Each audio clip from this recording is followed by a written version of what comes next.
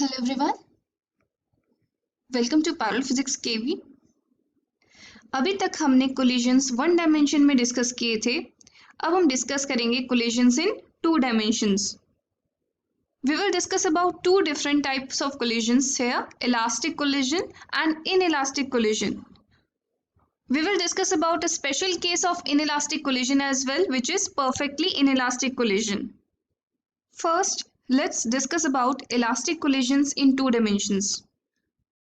Let us suppose I have two bodies of masses m1 and m2.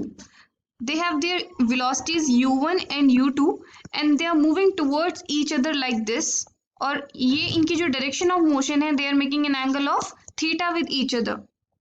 इस point पर ये collide करती हैं and after the collision they move randomly in different directions with velocity v1 and v2, and let us suppose they make an angle of theta 1 and theta 2. Then initial momentum of mass m1 will be m1 u1, initial momentum of mass m2 will be m2 u2, final momentum of mass m1 will be m1 v1, and final momentum of mass m2 will be m2 v2. Now what we are going to do is we are going to apply the principle of linear momentum conservation in x direction and y direction. For that we need to resolve the components of these momentum vectors. Here I have drawn the momentum vectors separately before collision and after collision. Let us analyze the condition of before collision in x direction and y direction. Y direction के along m1 u1 vector का component होगा m1 u1 sin theta and it will be in downward direction minus y direction में होगा, और यहाँ पर इसका x component होगा m1 u1 cos theta and it will be a positive value, it will be a negative value, क्योंकि ये हमारा प्लस x डायरेक्शन में है और ये हमारा माइनस y डायरेक्शन में है. m2 u2 वेक्टर का component along plus x direction is m2 u2 only और y डायरेक्शन में इसका कोई कंपोनेंट नहीं है. So in x direction the initial momentum of the system will be m1 u1 cos theta plus m2 u2. This is for the x direction. Now in y direction initial momentum of the system, let me denote it by PIY, is equal to, it will be minus m1 u1 sin theta. Now let's come to the second case, that is after collision. The x and y components of m1 v1 vector will be, जो x component होगा that will be m1 v1 cos theta 1 और ये plus x direction में है. Similarly the y component will be m1 v1 sin theta 1, again it will be positive because it's in plus y direction. इसी तरीके से m2 v2 vector के भी components निकालेंगे तो प्लस x डायरेक्शन में होगा m2 v2 cos theta 2 and in minus y direction it's m2 v2 sin theta 2, तो यहाँ पर नेगेटिव साइन होगा क्योंकि नेगेटिव डायरेक्शन में है. सो अगर हम x डायरेक्शन की बात करें तो momentum of the system after the collision, final momentum in x direction will be equal to m1 v1 cos theta 1 plus m2 v2 cos theta 2. Similarly y direction में P final in y direction will be equal to, देखो यहाँ पर दोनों आपस में एक दूसरे को बैलेंस करिए, दोनों नेगेटिव हैं, so I can write m1 v1 sin theta 1 minus m2 v2 sin theta 2. This is the final momentum of the system in y direction. Now according to the principle of linear momentum conservation, the momentum is conserved in x direction and the momentum is conserved in y direction also. तो इसका मतलब हम लिख सकते हैं from this equation that m1 u1 cos theta plus m2 u2 is equal to m1 v1 cos theta 1 plus m2 v2 cos theta 2. This is my first equation. और अगर y components equate करूंगी तो मैं minus m1 u1 sin theta is equal to m1 v1 sin theta 1 minus m2 v2 sin theta 2. This is my second equation. तो ये equations है हमारी principle based on the principle of linear momentum conservation. Now according to the principle of conservation of energy, kinetic energy, क्योंकि ये एक elastic collision था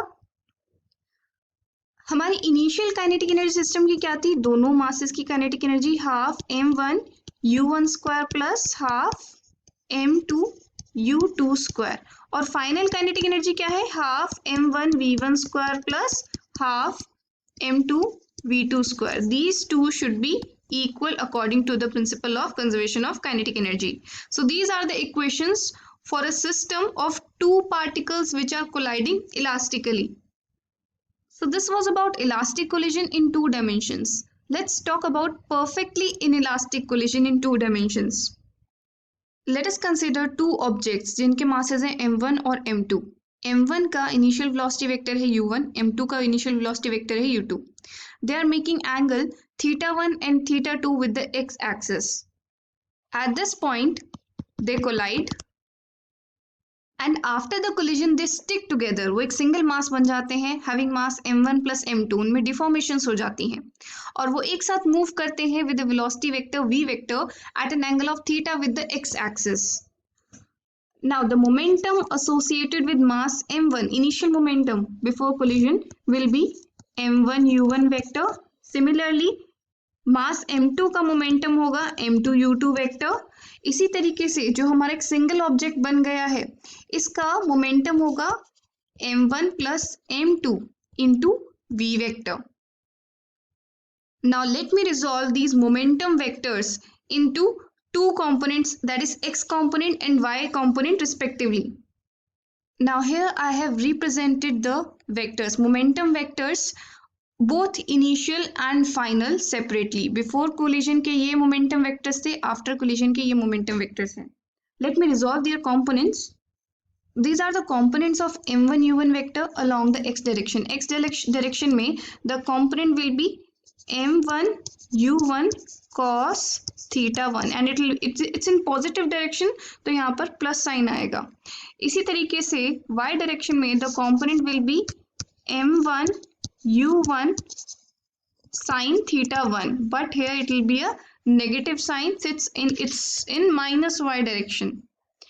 Now इसी तरीके से m2 u2 वेक्टर के कंपोनेंट्स निकालेंगे. Here you can see that this y direction वाला component is m2 u2, it's sin θ2, this is sin component, और यहाँ पर ये पॉजिटिव साइन होगा क्योंकि ये ऊपर की डायरेक्शन में जा रहा है.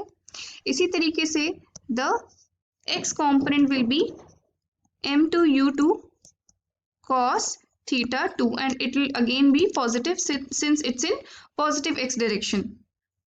तो अगर मैं x direction की बात करूं, in x direction momentum of the system in x direction, initial momentum before collision is equal to m1 u1 cos θ1 plus m2 u2 cos θ2. और y direction की बात करें तो y डायरेक्शन में जो कंपोनेंट्स हैं वो साइन कंपोनेंट्स हैं. सो m1 u1 sin θ1 with a negative sign plus m2 u2 sin θ2 with a positive sign. So this is the components of initial momentum along the y direction. अब after collision की situation में क्या होगा, let's resolve the components. The component in x direction will be m1 plus m2 into v. This is cos theta.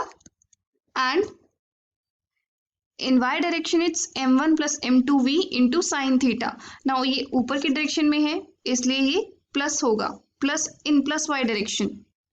Now the final momentum of the system in x direction, that is p final in x direction, is given by m1 plus m2 times v cos theta, and in y direction it's given by p final in y direction is equal to m1 plus m2 into v sin theta.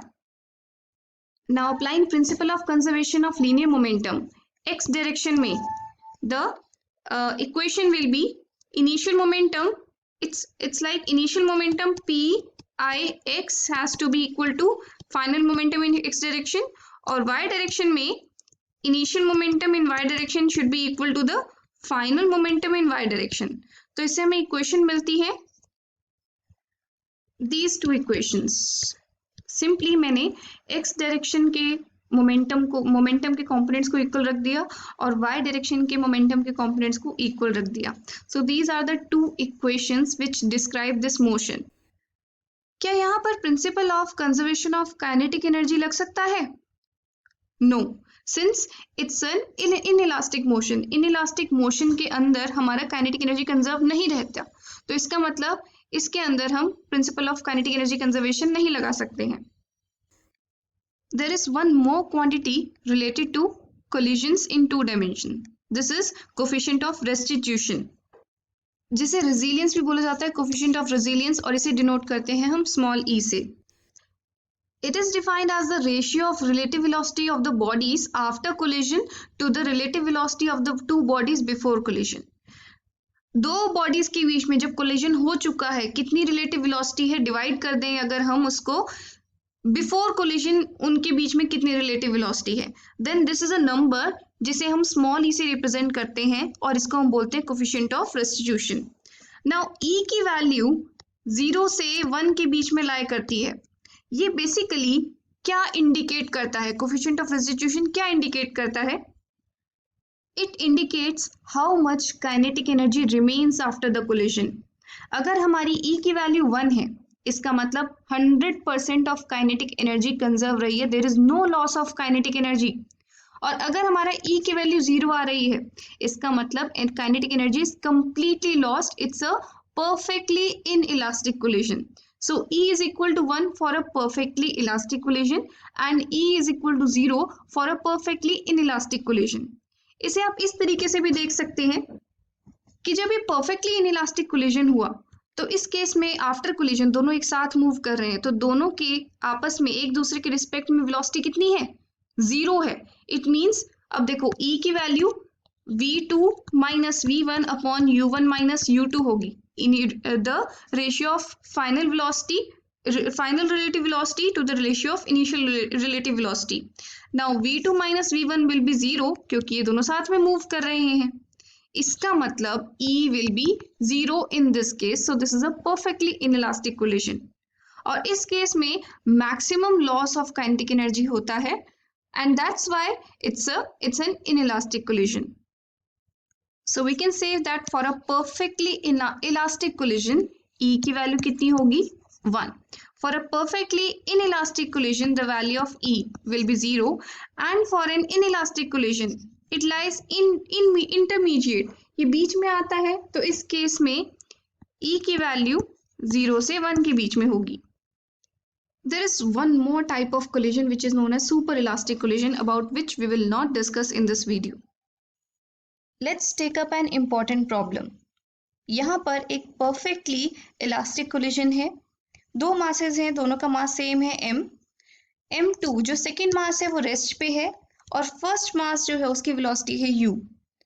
Now after the collision they go in different directions, making angle theta1 and theta2 with the x-axis. आपको theta2 की value given है 37 degree, आपको theta1 की value निकालनी है. Now since it's an elastic collision, perfectly elastic collision, तो इसमें momentum भी conserve रहेगा system का और kinetic energy भी conserved रहेगी. So initial momentum of the system is mu vector and final momentum of the system is mv1 vector plus mv2 vector. So m gets cancelled and I get equation u vector is equal to v1 vector plus v2 vector. This is my first equation. इसी तरीके से if I apply kinetic energy conservation principle, I'll get this equation u square is equal to v1 square plus v2 square. Now squaring the first equation, this will be my equation. अगर मैं दोनों sides को square कर देती हूँ and theta is the angle between v1 vector and v2 vector. Here theta is equal to theta1 plus theta2. Now if I compare these two equations, so this term must be 0. इसका मतलब देखो v1 0 नहीं हो सकता, v2 0 नहीं हो सकता. So cos theta has to be 0 और theta1 plus theta2 is 90 degree. इसका मतलब theta1 की वैल्यू कितनी होगी? 90 minus 37 degree.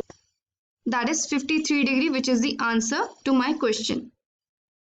So I hope collisions in 2 dimension is clear to you. Thank you for watching. Have a good day.